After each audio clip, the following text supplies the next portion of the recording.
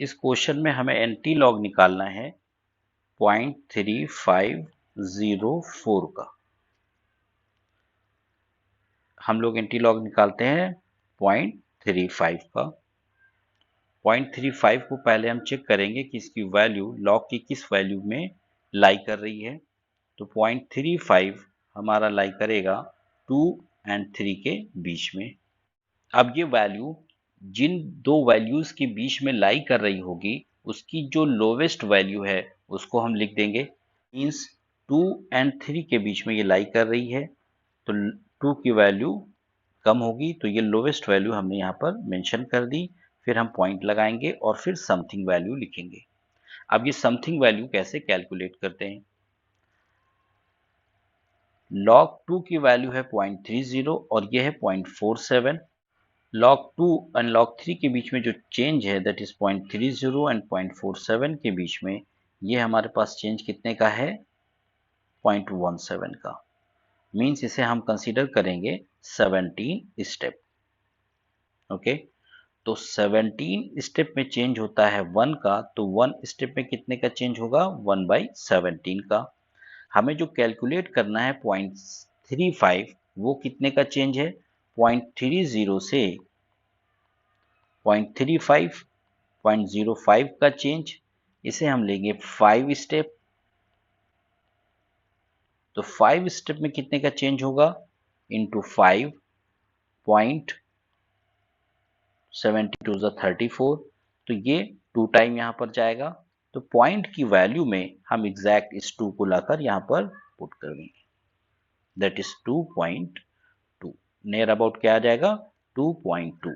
Anti log 0.35 की value near about आएगी हमारे पास 2.2। इस क्वेश्चन में पीएच दिया हुआ है 3.19 और हमें निकालना है H प्लस कंसंट्रेशन, यानी हमें एंटी लॉग निकालना होगा 0.319 का। 0.319 का एंटी लॉग निकालना होगा हमें। तो सबसे पहले हम क्या करते हैं, जिस वैल्यू का निगेटिव वैल्यू का अगर एंटी लॉग हमें निकालना है तो उसे हम 10 की पावर में पुट करते हैं। फिर उसके पावर में +1 और -1 करेंगे। नेक्स्ट स्टेप पर हम क्या करते हैं, पॉइंट से पहले जो पावर में निगेटिव वैल्यू है वो और जो निगेटिव हमने पावर रेज करी है उन दोनों को सम करके लिख देते हैं, दैट इज 10 की पावर -4 यहाँ पर आ जाएगी। और अब हमारे पास जो रिमेनिंग वैल्यू बचती है दैट इज +1 का पावर एंड माइनस का 0.19। इन पावर को हम लोग सब्सट्रैक्ट करेंगे तो जो वैल्यू आएगी वो होगी हमारी 10 की पावर 0.81।